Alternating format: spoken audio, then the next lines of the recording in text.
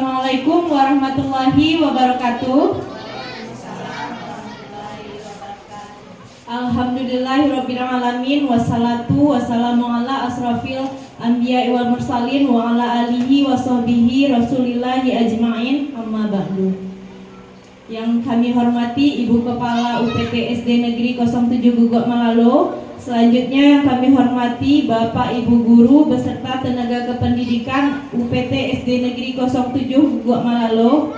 Puji dan syukur marilah kita ucapkan kehadirat Allah Subhanahu wa Ta'ala yang telah melimpahkan rahmat dan karunia-Nya sehingga kita dapat berkumpul di ruangan ini dalam kegiatan diseminasi menyebar pemahaman budaya positif.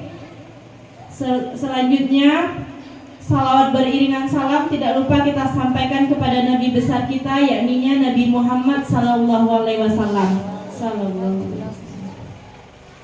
Baiklah, acara kita hari ini yang pertama protokol yang sedang berlangsung. Acara selanjutnya adalah penyampaian diseminasi oleh Ibu CGP kita, Ibu Ria Erianti. Kepada Ibu Ria Erianti kami persilahkan menyampaikan diseminasinya dengan waktu yang seluas-luasnya. Assalamualaikum warahmatullahi wabarakatuh. Alhamdulillahirabbil alamin.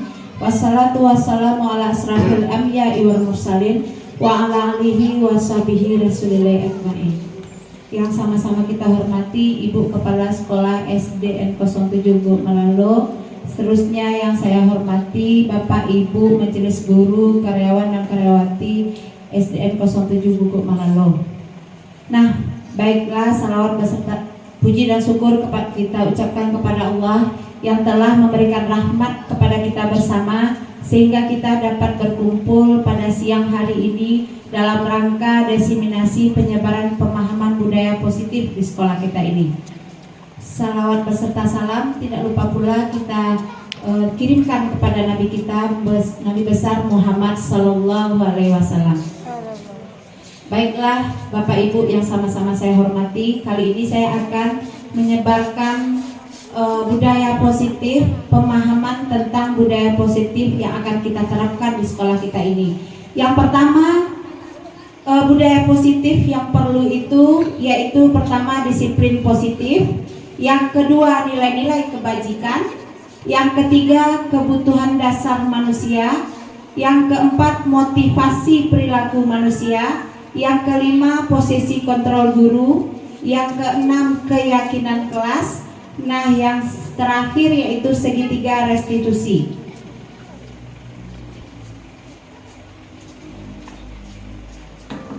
Sebelumnya marilah kita ice breaking dulu. Kepada ibu-ibu dan bapak silakan untuk mengambil posisinya karena ini adalah waktu rawan kita. Sebaiknya kita ice breaking dulu. Siap ibu-ibu? Siap. Ya.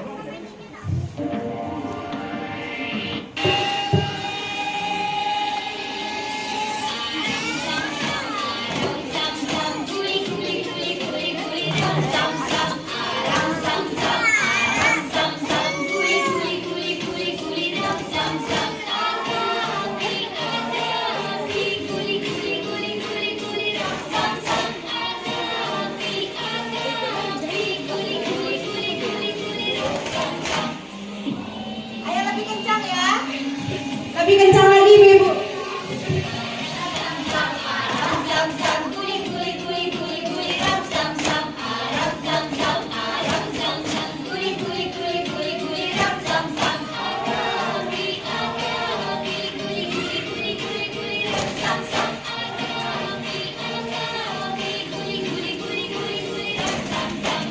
Ayo lebih kencang lagi.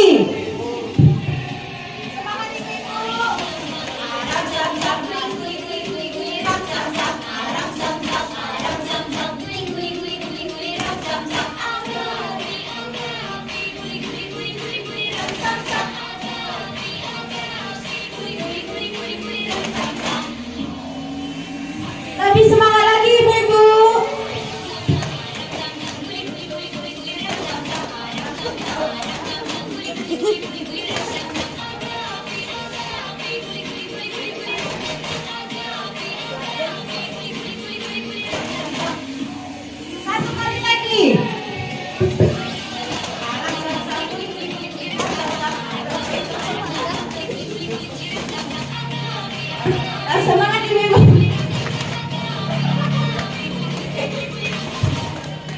Dah. Dah, silakan duduk kembali. Hilangkan tuh ibu-ibu. Dah. Baiklah, kita masuk yang pertama dari ketujuh disiplin. Yang pertama yaitu disiplin positif. Nah, disiplin positif. Apa itu disiplin positif? Disiplin positif adalah salah satu cara dalam menerapkan disiplin yang bertujuan untuk menumbuhkan kesadaran dan memberdayakan peserta didik tanpa imbalan penghargaan atau ancaman atau hukuman. Itulah yang disebut dengan disiplin positif. Sebagai seorang peserta didik, tujuan kita adalah menghasilkan peserta didik yang memiliki disiplin diri, sehingga mereka berperilaku mengacu kepada nilai-nilai kebajikan universal dan motivasi intrinsik dalam perubahan perilaku ke arah yang lebih baik. Itulah yang disebut dengan disiplin positif. Selanjutnya, nilai-nilai kebajikan. Apa saja yang termasuk dengan nilai-nilai kebajikan itu, ibu-ibu? Yang pertama yang menyangkut profil Pancasila, yaitu 6, beriman bertakwa, kebinekaan global, gotong royong, mandiri dan bernalar kritis. Itu termasuk ke dalam nilai-nilai kebajikan. Nah, begitu juga dengan keterampilan hidup anak kita di rumah, dapat dipercaya, lapang dada, sabar, tidak merendahkan orang lain. Itu termasuk ke dalam nilai-nilai kebajikan.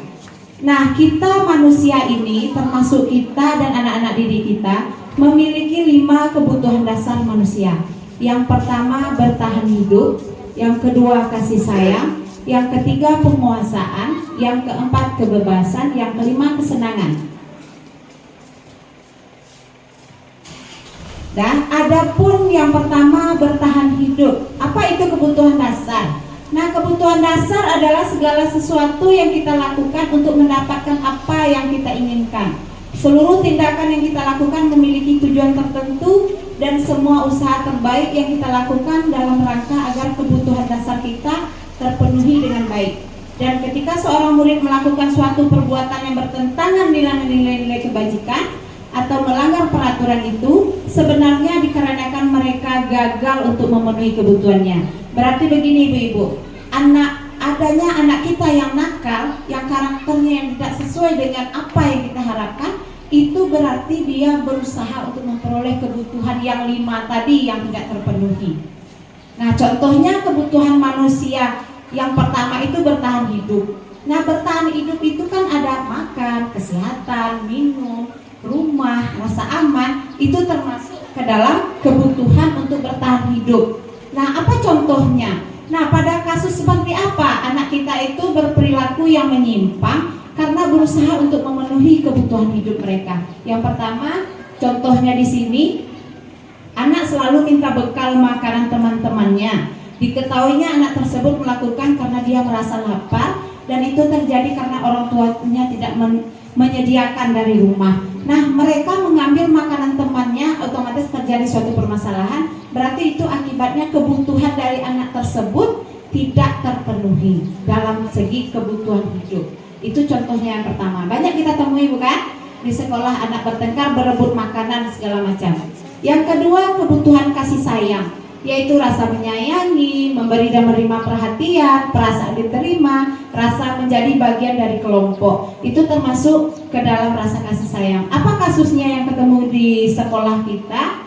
Mungkin ada yang anak siswa itu yang berasal dari keluarga yang broken home atau yang kurang kasih sayang di rumah. Maka di sekolah kita lah dia meminta perhatian, meminta kasih sayang kepada kita. Berarti anak itu berkelahi atau berbuat nakal di sekolah dilatar belakangi karena dia kekurangan kasih sayangnya di rumah.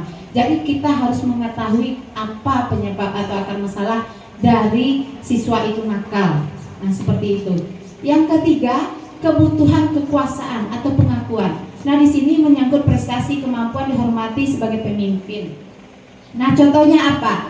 Mungkin anak itu tidak merasa rendah diri. Nah, jadi dia pengen pengakuan dari kita sebagai anak yang pintar, sebagai ingin menjadi pemimpin. Jadi dia karena tidak kebutuhannya seolah-olah dia merasa dia ingin jadi seorang pemimpin atau ketua kelas di kelas, tidak tak terpenuhi oleh kita, maka muncullah karakter-karakter dia yang tidak baik atau tidak pada tempatnya. Nah seperti itu. Yang selanjutnya kebutuhan akan kebebasan, mandiri, memiliki pilihan, tidak dikekang orang lain, suka mencoba. Nah di sini ada kasus anak kita yang sering keluar di kelas, sering minta izin dalam jam belajar. Nah mereka merasa terkekang karena dia pelajaran yang di dalam kelas itu mungkin tidak diminatinya atau tidak sesuai dengan kebutuhan mereka. Maka dia berusaha untuk keluar terus. Nah kurang mandiri anaknya seperti ini. Makanya itu latar belakangnya 5 kebutuhan dasar manusia. Selanjutnya kesenangan. Nah di sini bermain, iseng, bercanda, melucu, menikmati apa yang dilakukan. Mungkin di rumahnya orang tuanya tidak membebaskan dia untuk bermain, sehingga di sini dia merasa kekurangan atas itu tidak bermainnya. Nah contohnya anak yang senang mengganggu teman. Anak tersebut merasa jika ekspresi temannya saat kesal terlihat lucu, maka ia berusaha memenuhi kebutuhan kesenangannya. Ekspresi temannya lucu, otomatis karena dia kebutuhannya di rumah tidak terpenuhi, dia akan merasa senang yang berlebihan di sekolah. Karena padahal mungkin menurut orang lain tidak lucu, gitu. Tapi karena dia kesenangannya tidak terpenuhi, dia merasa itu adalah suatu kesenangan bagi dia.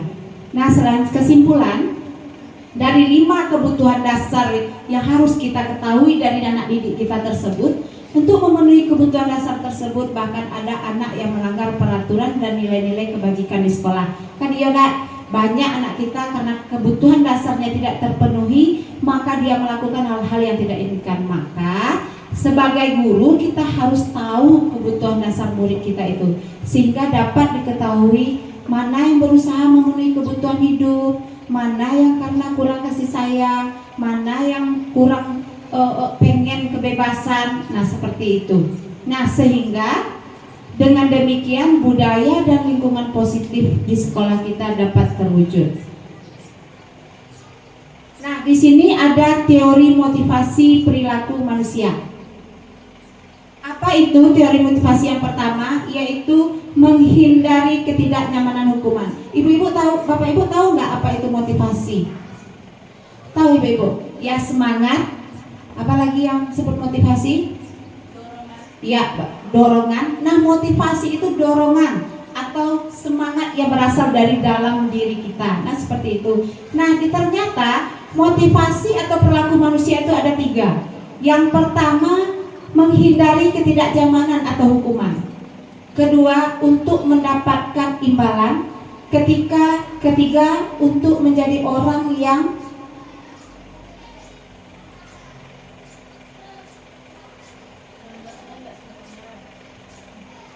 Nah, contoh motivasi perilaku untuk mendapatkan imbalan dan penghargaan dari orang lain. Nah, berarti contohnya di sini apa yang akan saya dapatkan apabila saya melakukannya? Berarti kita untuk melakukan sesuatu, anak itu mengharapkan imbalan dari kita. Itu motivasi mendapatkan penghargaan dari orang lain. Ada anak-anak yang awalnya seperti itu, anak-anak kita yang seperti itu dalam kelas. Mungkin kita janjikan ibu-ibu, siapa yang dapat menjawab pertanyaan dari guru akan ibu kasih permen. Ada seperti itu?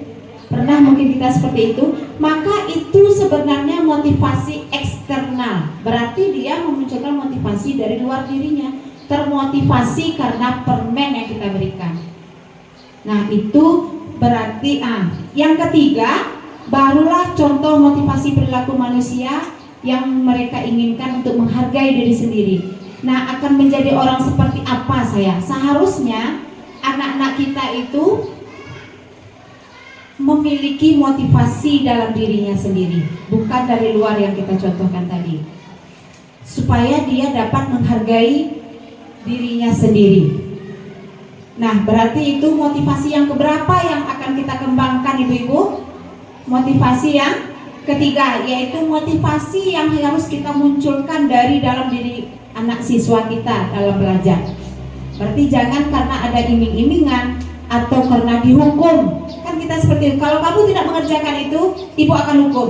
Kamu akan pilih sampah atau segala macamnya. Itu berarti motivasi dari eksternal. Nah, sebaiknya kita memunculkan motivasi murid kita itu dari dirinya sendiri. Nah, selanjutnya ada konsep motivasi diri itu hukuman, konsekuensi, dan restitusi. Nah, kalau hukuman mungkin Bapak Ibu udah tahu bersifat satu arah. Kita buat peraturan, kita hukum. Berarti itu arahnya kepada peserta didik saja. Nah, itu hukuman yang disebut dengan hukuman. Yang kedua, konsekuensi. Konsekuensi itu dia agak berbeda tipis dengan hukuman. Cuman kalau konsekuensi itu dia telah disepakati. Jangka waktunya pendek. Kalau hukuman kan terguris di hati siswa mungkin. Kalau kita memberi hukuman. Tapi kalau konsekuensi mungkin seperti ini. Kita bikin peraturan sama-sama dan hukumannya juga kita tetapkan sama-sama. Berarti anak udah tahu apa konsekuensi dari perbuatannya. Itu contohnya konsekuensi. Sedangkan yang ketiga, restitusi. Nah, inilah yang harus kita terapkan di sekolah kita. Di mana apabila anak melakukan suatu kesalahan, berarti apa dari dampak kesalahannya itu anak yang memunculkan. Maunya apa? Maunya diapakan? Apa yang mau dia terhadap kesalahan dia? Dia yang berpikir sendiri kalau dia berbuat kesalahan. Nah, contohnya di sini perbedaan antara hukuman, konsekuensi dengan restitusi. Silakan ibu-ibu coba perhatikan, Bapak Ibu.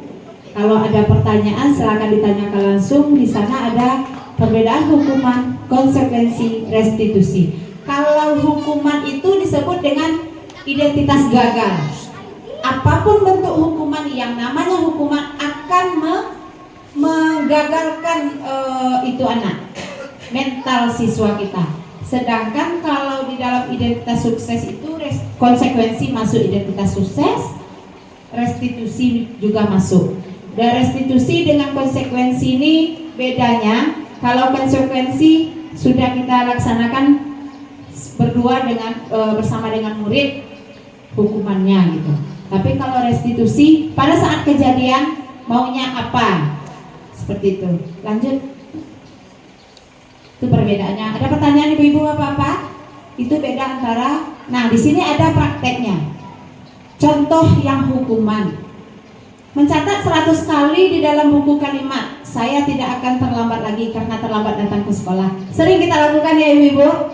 Ya, sering ya. Ya, ternyata kita udah salah konsep selama ini. Bahwa saja jika ada anak yang terlambat datang ke sekolah, kita suruh catat di buku, nanti dikumpulkan di kantor bahwa dia tidak akan terlambat datang ke sekolah. Itu salah satu bentuk dari hukuman.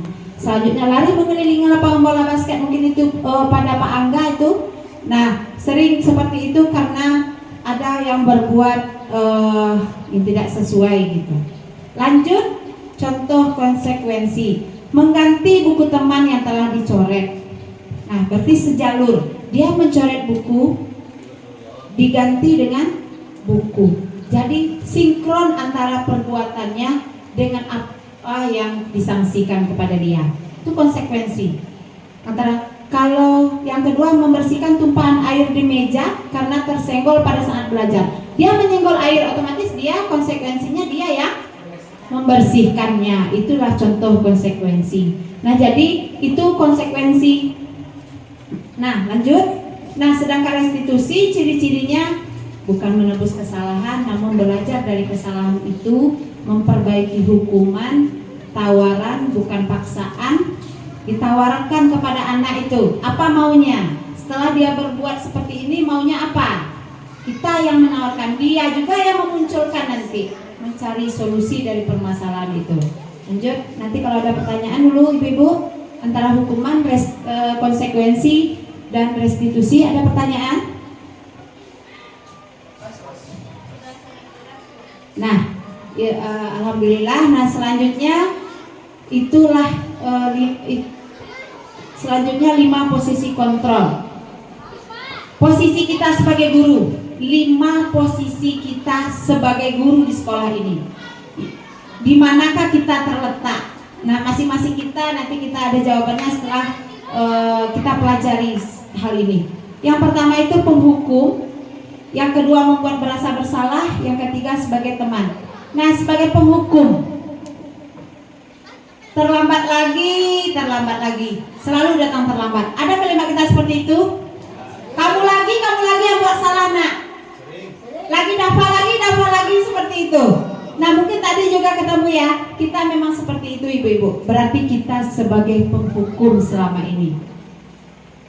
Nggak tahu kita, berarti kita sebagai penghukum. Dengan nada yang keras. Kita biasanya penghukum itu dengan nada yang keras, membentak, menghardik segala macamnya. Nah, membuat merasa bersalah. Nah, ini juga pernah, saya pribadi juga pernah. Anak-anak ibu, kalau kamu meribut nanti ibu dikena marah sama ibu pulang sekolah. Pernah kalimat itu kita ucapkan? Nah, jika kamu berusaha itu nanti ibu kena marah. Kenapa kamu seperti ini, nak? Kecewa ibu oleh kamu. Ibu nanti ibu, kenapa seperti itu? Nah, itu membuat anak merasa bersalah. Berarti kita pembuat merasa bersalah di sekolah ini.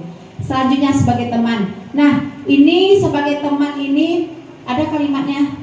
Ayo dong bantu ibu. Sinilah kamu. Nah, seperti itu mengajak anak didik kita itu seperti teman. Nah, seperti itu. Berarti kita posisi kita di sekolah itu sebagai teman. Nah, pemantau. Mungkin juga ini juga ada kita pemantau.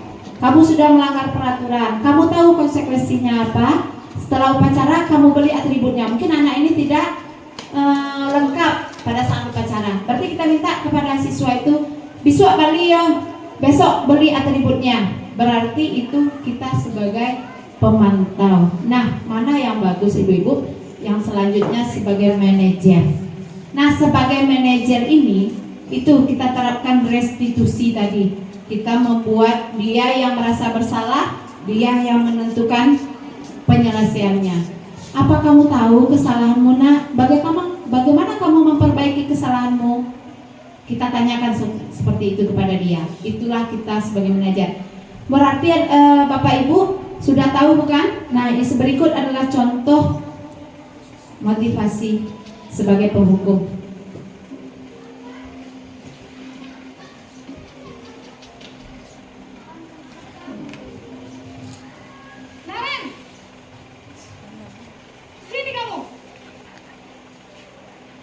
Sinaren. Selalu terlambat. Kamu deh pasti terlambat. Maaf Bu, saya Apa coba? Alasan kamu apa lagi? Kapan sih kamu tidak terlambat? Malas sekali ya kamu jadi anak. Saya Dasar pemalas. Gak kapok-kapok sih kamu. Jangan senyum-senyum ibu-ibu. Terlambat. Sana, kamu keliling lapangan basket 2 kali. kenapa saya harus ke lapangan basket Bu? Kenapa? Kamu melawan ibu. Berani-beraninya jawab sudah terlambat, masih berani jawab pula. Sekarang keliling lapangan basket 5 kali sekalian, biar kapok. Cepat, pergi sana ke lapangan basket. Membuat rasa bersalah lagi. Membuat rasa bersalah lagi. Ini contohnya.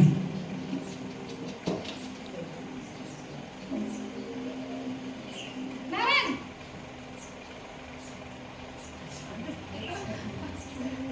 Selamat pagi Bu. Naren, kamu kenapa terlambat lagi, nak? Ya Tuhan, Naren, kamu senang ya bikin ibu susah ya? Kalau kamu terlambat lagi, nanti ibu yang ditegur bapak kepala sekolah, nak. Disangka ibu tidak bisa membina kamu. Duh, gimana ini? Maaf Bu, Duh, Gusti Naren, kamu suka ya kalau ibu ditegur bapak kepala sekolah? Terus, sekarang ibu harus tulis apa ini di buku absen? Ini kamu sudah sering terlambat loh. Ibu harus apa coba? maaf Bu, maaf sekali. Ya sudah, lain kali jangan bikin ibu susah lagi ya nak ya. Ibu tidak akan kuat lagi kalau kamu begini terus. Bisa jantungan kalau ibu tegur bapak kepala sekolah. Tungan Sana guru. cepat kelas. Maaf ya Bu. Maaf sekali.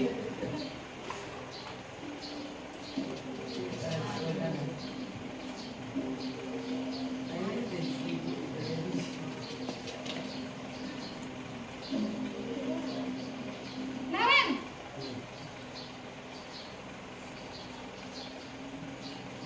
Selamat pagi Bu. wah, sudah jam berapa ini nak? Terlambat lagi ya sayang. Iya Bu. Habis ibu saya lupa bangunkan saya Bu. Kamu malah menyalahkan ibu kamu. Kamu bukannya anak yang larinya paling kencang. Kok terlambat sih? Iya Bu. Saya memang terlambat bangun tadi. Jadi biarpun saya lari kencang, tetap gak kejar Bu. Ya sudah sana. Nanti lain kali larinya lebih kencang lagi ya. Biar gak terlambat lagi. Bikin seneng ibu. Demi ibu. Bisa kan? Bisa lah Bu. Ya sudah sana masuk kelas. Ibu beresin urusan absen kamu. Itu sebagai teman ya Kamu ibu-ibu. ini ada-ada saja. Lanjut sebagai pemantau.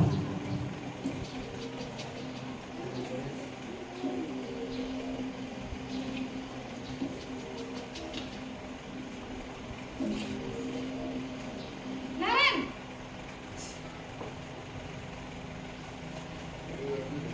Selamat pagi Bu. Naren, apa peraturan sekolah kita tentang jam berapa kita harus masuk sekolah, nak? Kita harus di sekolah jam 7 Bu. Iya betul, sekarang sudah jam 7.20. Naren sudah tahu konsekuensinya jika terlambat hadir. Paham Bu. Saya harus tinggal kelas pas jam istirahat selama 20 menit. Iya benar, konsekuensinya demikian. Jadi nanti jam 9.30 pas istirahat, kamu harus tinggal di kelas, kerjakan tugas tambahan untuk ketertinggalan kamu, ya? Baik Bu. Posisi mengajar yang terakhir.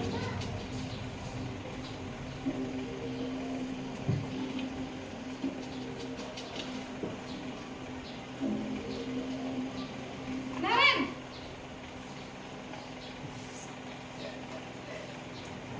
Selamat pagi Bu. selamat pagi Naren.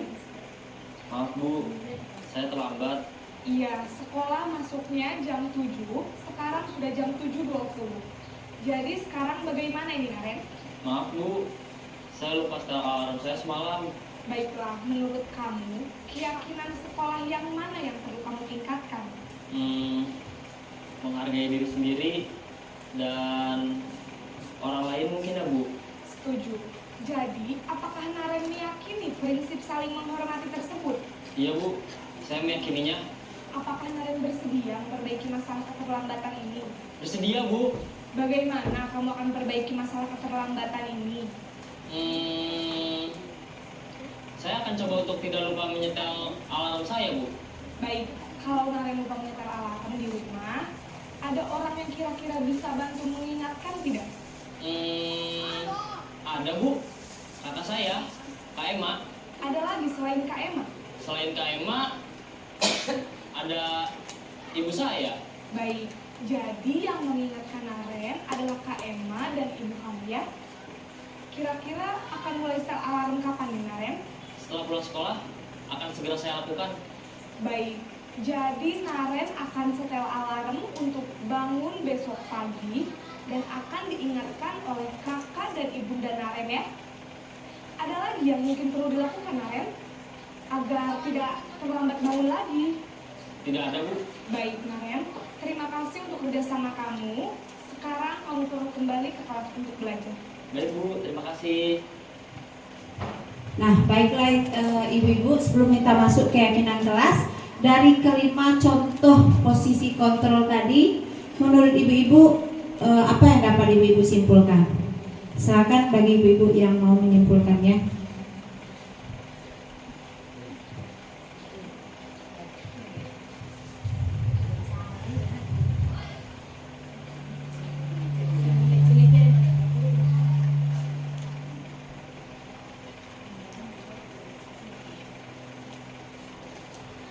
Jadi dari penyampaian Ibu Lia Erianti tadi, kesimpulannya posisi kontrol yang baik bagi seorang guru menurut saya itu adalah posisi manajer, di mana kita dengan murid itu saling menghormati satu sama lain.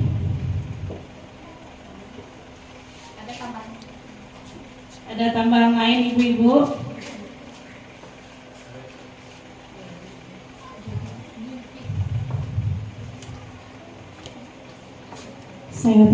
Saya tambahkan sedikit ya Bu Ria.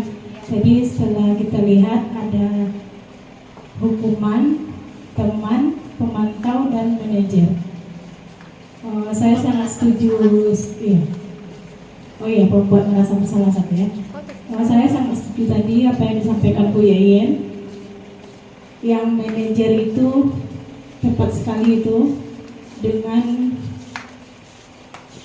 kerjasama kita dengan siswa itu terlihat sekali dengan cara kita menempatkan anak itu di posisinya dan anak pun menghargai kita di posisi kita.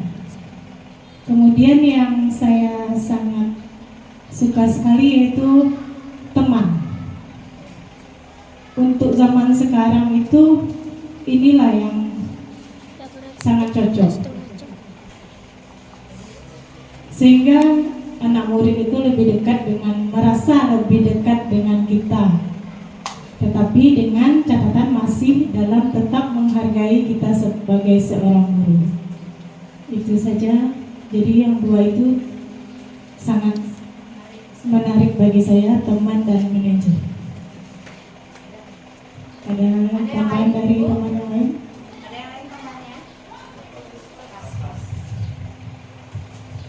Baiklah, kepada Ibu Yayan dan terima kasih kita ucapkan kepada ibu-ibu semua yang telah menyimpulkan dari 5 posisi kontrol. Benar adanya bahwa sebagai manajer yang paling baik gitu, yang paling baik, tapi tidak menutup kemungkinan tadi seperti yang kata Bu Titi tadi itu teman. Cuman teman itu titik lemahnya ada. Istilah bahasa kitanya itu lanteh angannya aduh gitu. Tapi kalau yang sebagai manajer dengan kita temukan itunya permasalahannya dikembalikan kepada dia yang mencari solusi dari permasalahan itu, kita hanya mengontrol saja. Nah seperti itu. Nanti di akhir nanti ada yang sertifikat restitusinya ada nanti masalah manajer. Cuman itulah perbedaan di 5 posisi. Nah mungkin selama ini kita ibu-ibu sudah salah. Saya sendiri mungkin sering sebagai pempukul, pembuat merasa bersalah, sebagai teman sekali-sekali ya, kita sebagai pemantau juga ada. Nah jadi setelah kita mendapatkan ilmu seperti ini, marilah kita bertransformasi ke arah yang lebih baik. Mudah-mudahan kita bisa menerapkan di mana posisi kita yang sebaik-baiknya. Berarti kita harus sebagai manajer gitu di sekolah kita ini untuk anak didik kita. Nah selanjutnya di sini untuk budaya positif, menciptakan budaya positif di sekolah dan di kelas, ada namanya keyakinan kelas. Nah, adapun langkah dalam pembentukan keyakinan kelas. Kalau yang dulu kan adanya peraturan kalau tidak salah. Ya, peraturan lalu kesepakatan kelas. Nah, seperti itu. Nah, sekarang ada namanya keyakinan kelas. Nah, bagaimana cara kita menentukan keyakinan, membentuk suatu keyakinan kelas? Nah, yang pertama ada peraturan. Nah, peraturan itu muncul dari siswa sendiri-sendiri. Harus muncul dari siswa peraturan. Pasti masing-masing siswa tidak boleh mencontek, tidak boleh mengganggu teman, tidak boleh izin lebih dari 2 kali, kan ada seperti itu. Muncul kata-kata peraturan seperti itu. Nah, tidak boleh, jangan itu Bapak Ibu, itu merupakan kalimat negatif itu. Kalau di sebuah keyakinan kelas harus kita ubah kalimat tidak atau jangan itu ke kalimat positif. Contohnya, tidak boleh mencontek. Apa kalimat positifnya? Itu masih kalimat negatif itu ibu-ibu. Tidak boleh mencontek saat ujian. Ya.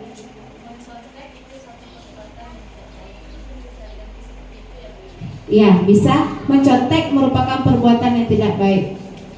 Nah, kita simpulkan, mencontek itu perbuatannya seperti apa itu?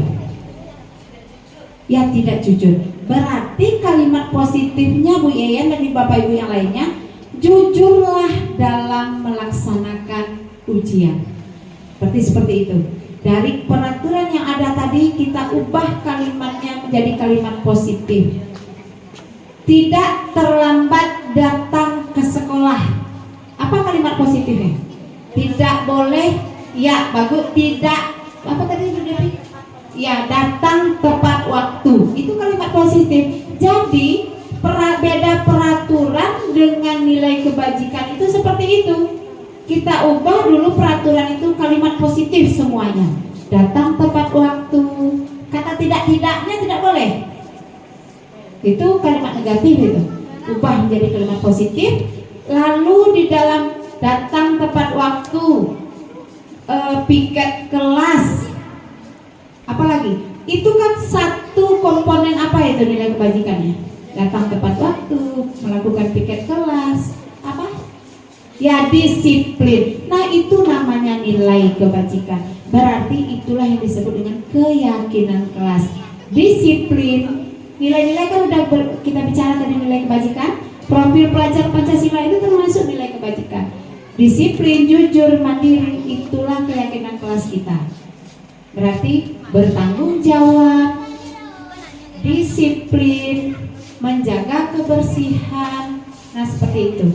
Nanti ada video membentuk keyakinan kelas.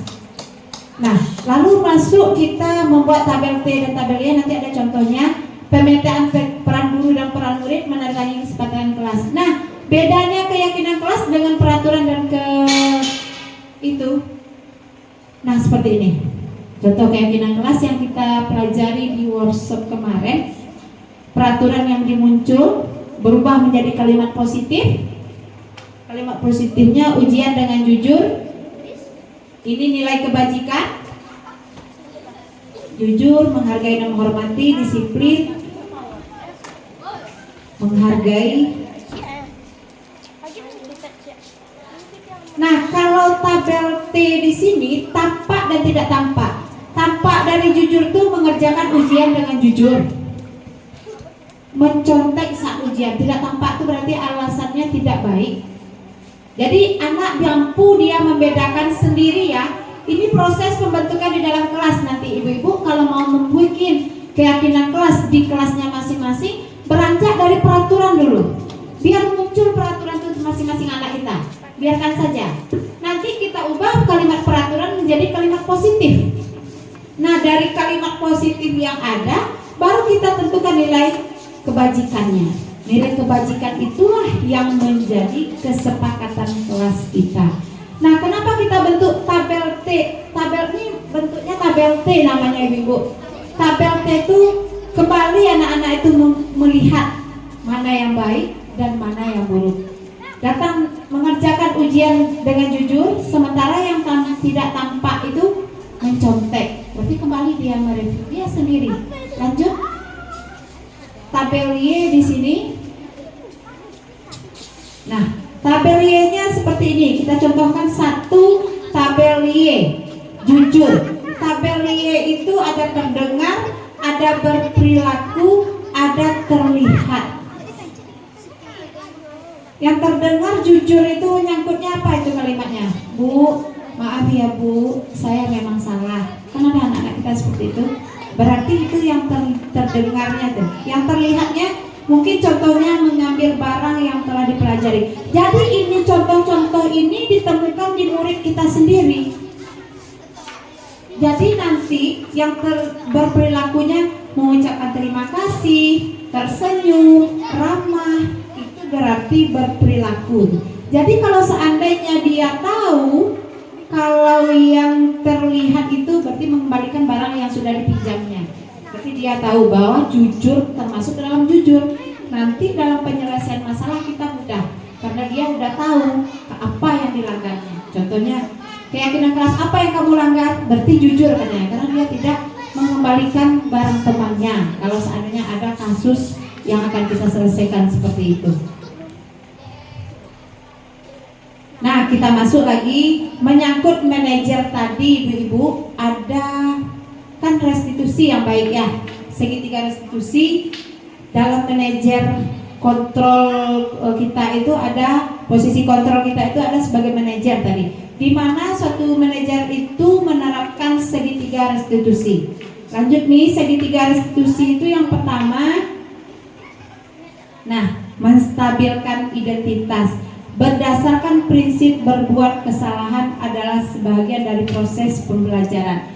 Di sini kalimat-kalimat yang menstabilkan identitas, berarti kita sebagai manajer dalam menyelesaikan masalah berbuat salah itu wajar, nak. Salahnya seperti itu, wajar. Tidak ada manusia yang sempurna. Nah, kita harus berbicara seperti itu kalau sebagai manajer. Ibu bapak ibu juga pernah melakukannya. Jika ada anak yang terlambat, nggak bisa langsung marah-marah dong. Biasa itu nak, ibu juga manusia, berbuat salah itu biasa. Nah, kita seperti itu. Itulah yang menstabilkan identitas. Jadi anak-anak kita setelah dia tahu dia salah, dia nggak tambah terpuruk lagi kena marah gitu. Lanjut, validasi tindakan yang salah. Kamu pasti punya alasan kenapa melakukan itu. Setelah kita stabilkan identitas tadi, baru kita lakukan validasi tindakan yang salah. Kamu pasti punya alasan kenapa kamu melakukan ini. Kita tanyakan kepada siswa seperti itu.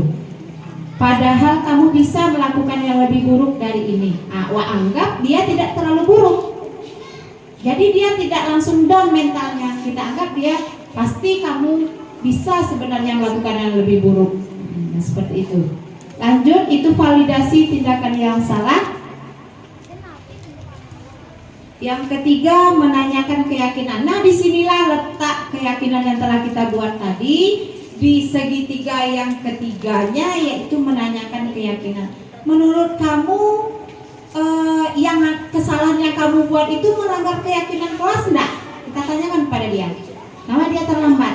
Nah, benar bu, katanya kan ada siswa itu. Keyakinan kelas apa? Nah, mungkin nilai-nilai apa yang telah kita sepakati kemarin? Seperti apa gambaran kelas ideal bagimu? Kamu ingin menjadi orang seperti apa? Kita tanyakan ke dia melalui kesalahan-kesalahan yang telah dia lakukan. Nah, ini contoh penerapan segitiga restitusi yang telah saya lakukan di kelas.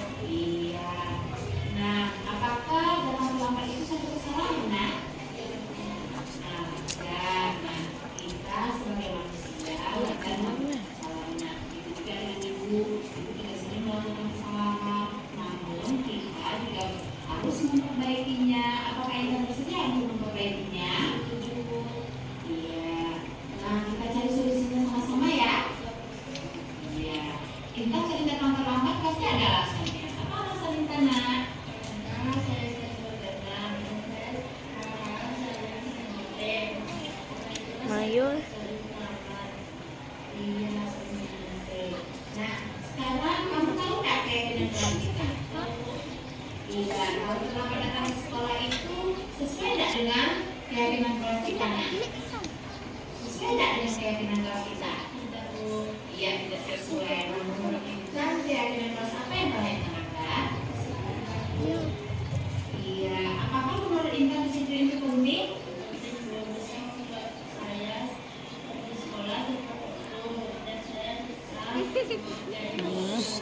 Nah, baiklah, kita memang harus menghargai waktu, meningkatkan kebiasaan kita agar hidup kita lebih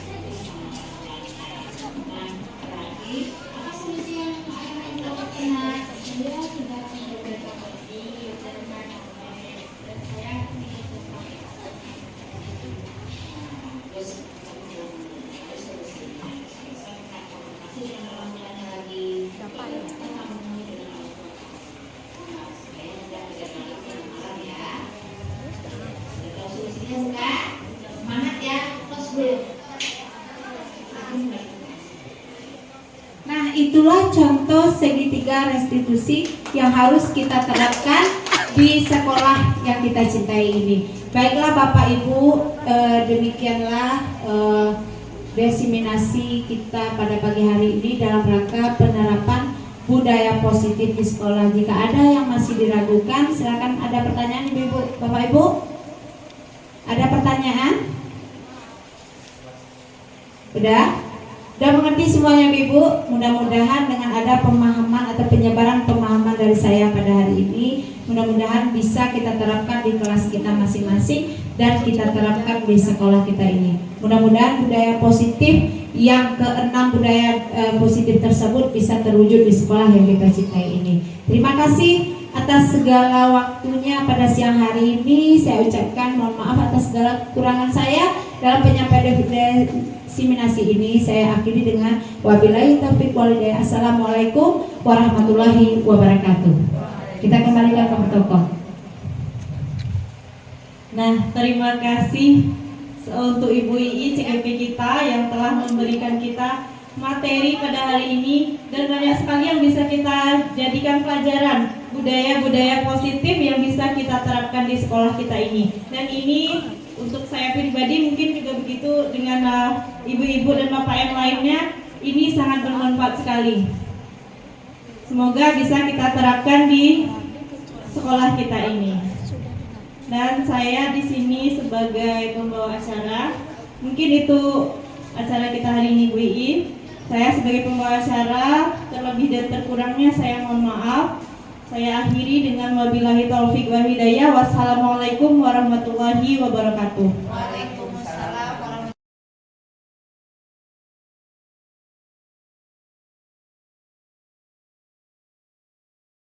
Nah, baiklah anak ibu, apa kabarnya pada pagi hari ini? Baik. Apa kabarnya? Alhamdulillah, luar biasa. Allah semangat, Allahu Akbar. Coba sekali lagi, apa kabarnya pada pagi hari ini? Alhamdulillah, luar biasa. Tetap semangat, Allahu Akbar. Nah, seperti yang Ibu katakan kemarin, bahwa kita sekarang akan menentukan keyakinan kelas kita. Nah, keyakinan kelas itu merupakan, saya yang tahu dulu peraturan-peraturan kelas kita. Nah, nanti anak-anak Ibu akan Ibu kasih satu stick note ini. Nanti di dalamnya coba anak-anak Ibu sebutkan apa saja peraturan yang anak-anak Ibu lakukan di kelas kita ini. Berarti masing-masingnya menciptakan satu peraturan. Boleh satu, boleh lebih.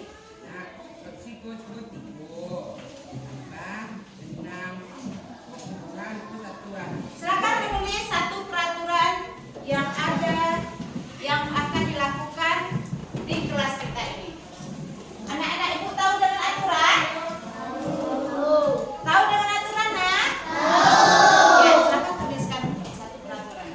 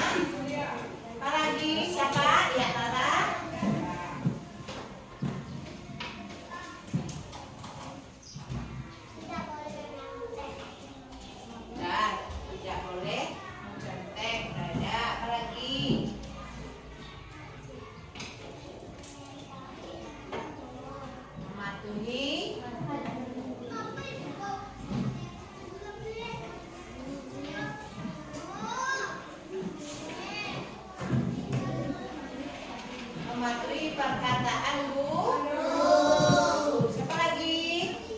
Ya, siapa lagi membacakan yang di sana? Ya, Abi.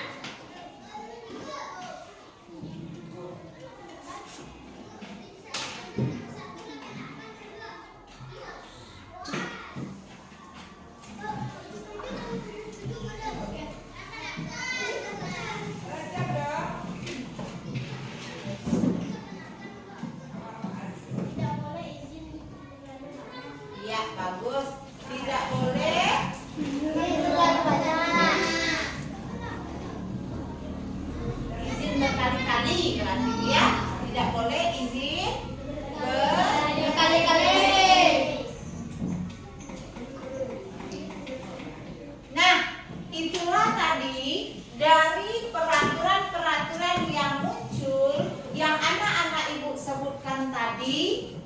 Nah, berarti yang pertama apa pertama tadi? Tidak boleh membuang sampah sembarangan. Terus lanjut. Tidak boleh berkelahi. Lanjut. Berpakaian lengkap sekolah.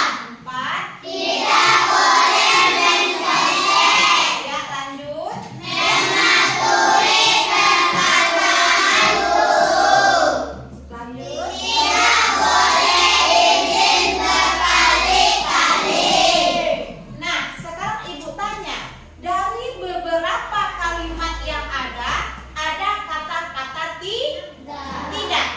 Nah, tidak itu kalau menurut anak-anak itu positif atau negatif? Yang baik itu atau yang buruk? Yang buruk. Jadi itu kalimat negatif namanya. Tidak boleh mencontek. Kata tidak itu merupakan kata negatif. Nah, sekarang kerjaan anak-anak ibu atau ibu sebutkan nanti, kata tidak atau kalimat negatif itu kita ubah menjadi kalimat positif atau yang baik. Tidak boleh memunculkan kata tidak. Di dalam sebuah aturan tidak boleh kata tidak. Nah, sekarang kita ubah kalimat tidak ini, tidak boleh membuang sampah sembarangan. Berarti mengawak. Kalau tidak boleh, berarti buanglah sampah pada tempatnya. Bagus, buanglah sampah pada tempatnya. Buanglah sampah pada tempatnya. Pokoknya awak menghilangkan kalimat negatifnya menjadi kalimat positif. Bagus. Tidak boleh berkelahi. Positifnya apa itu? Harus saling golongan. Tidak berkelahi. Tangan apa? Saling tolong menolong. Tidak berkelahi berarti saling menyayangi. Saling apa, Nak? Menyayangi. Saling menyayangi. Menyayangi dan tolong menolong. Yang ketiga lagi, berpakaian lengkap ke sekolah. Itu sudah positif atau masih negatif? Iya, bagus, sudah positif. Berarti kita tinggal pindahkan. Berpakaian seragam lengkap. Berpakaian seragam lengkap. 4. Tidak boleh mencontek saat ujian. Apa kalimat? Kita harus menghilangkan kata tidak bolehnya. Mencontek kalimat bagusnya mana harusnya, Pak? Tidak boleh mencontek saat ujian. Jujurlah. Apa? Jujur ya, katanya jujurlah saat ujian. Ya, bagus. Jujur.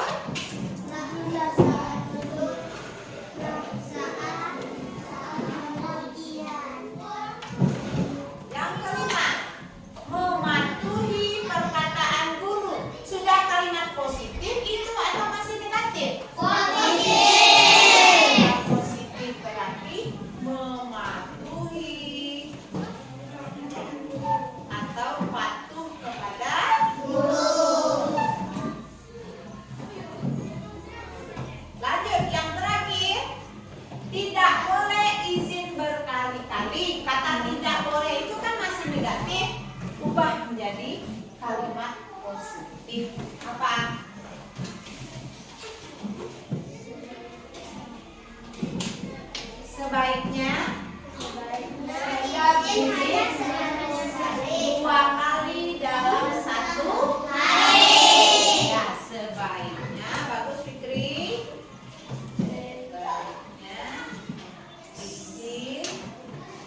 2 kali dalam hari.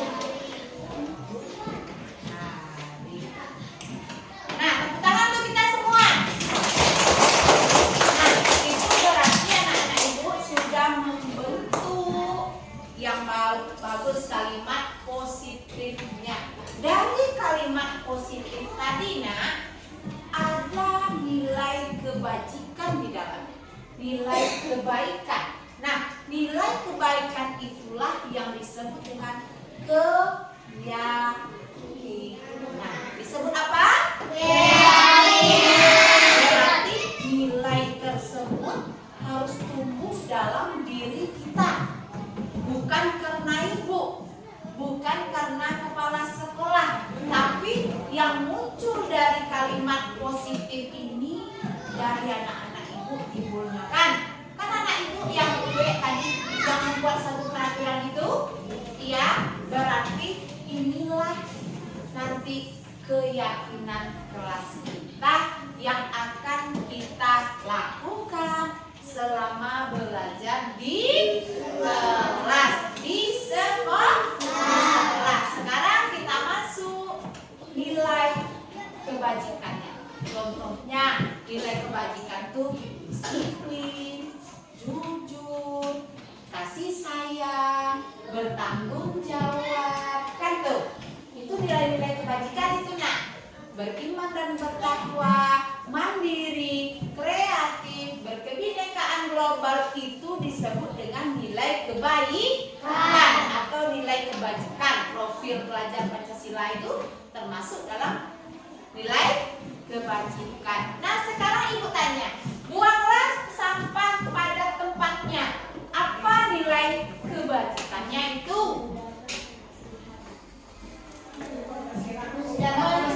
Apa? Menjaga kebersihan.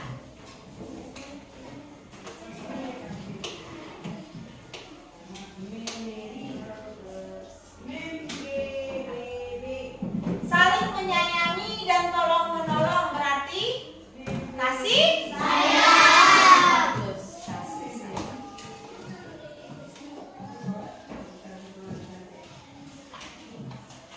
Berpakaian seragam lengkap di sekolah. Berarti apa nilai kebajikannya itu? Peraturan sekolah termasuk apa itu, Alwi? Disiplin. Bagus, Hane. Disiplin. Lanjut, jujur dalam ujian berarti kebajikannya jujur. Bagus, Fadila, jujur. Mematuhi atau patuh kepada guru yaitu patuh.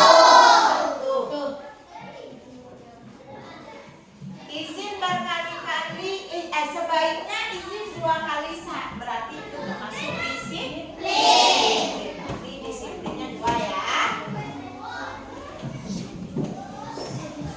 Jadi bisa kita kelompokkan menjaga kebersihan. Apa yang pertama, siapa yang bisa bacakan dari sana? Ya, Fares. Lanjut Dava. Kasih sayang. Lanjut Fadila. Disiplin. Iya, iya. Yang selanjutnya? Ya, disiplin sudah tadi. Berarti ada 5 nilai kebajikan atau keyakinan kelas kita. Nah, dari kata menjaga kebersihan, apa yang tampak? Yang nampak di mata kepala awak yang dilakukan? Iya, bagus. Piket kelas. Yang tampaknya.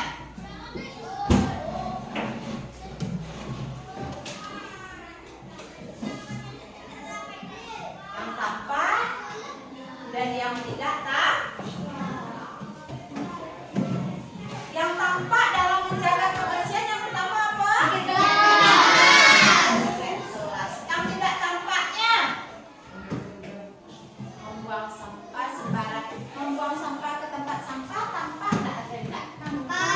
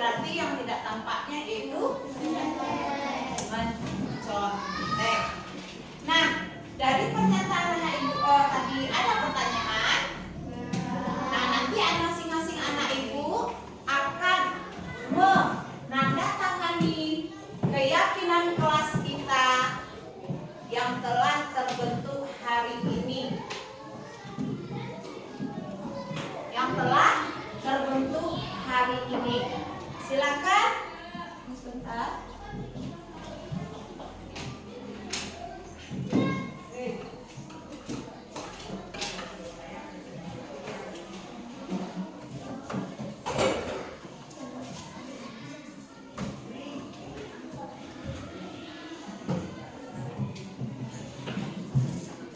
Apa yang pertama keyakinan Kolosita tadi? Menjaga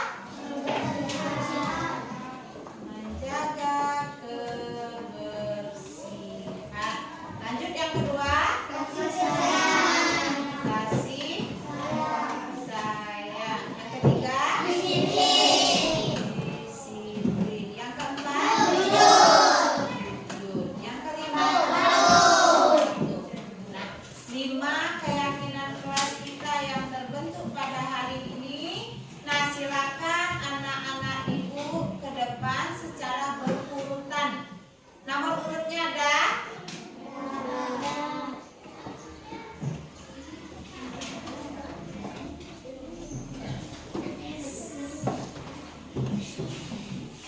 Tanda tangan ke depan. Nomor 1.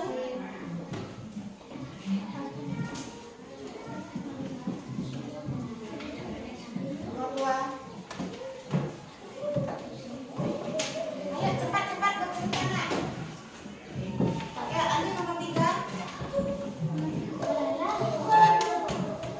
Nomor 4.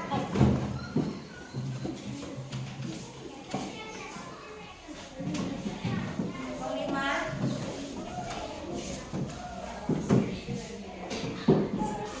Nah,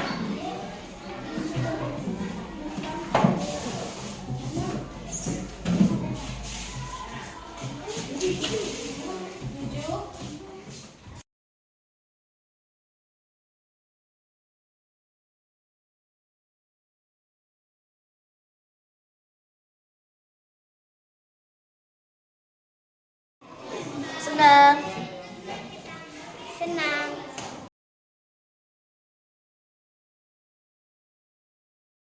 Sangat penting. Penting sekali.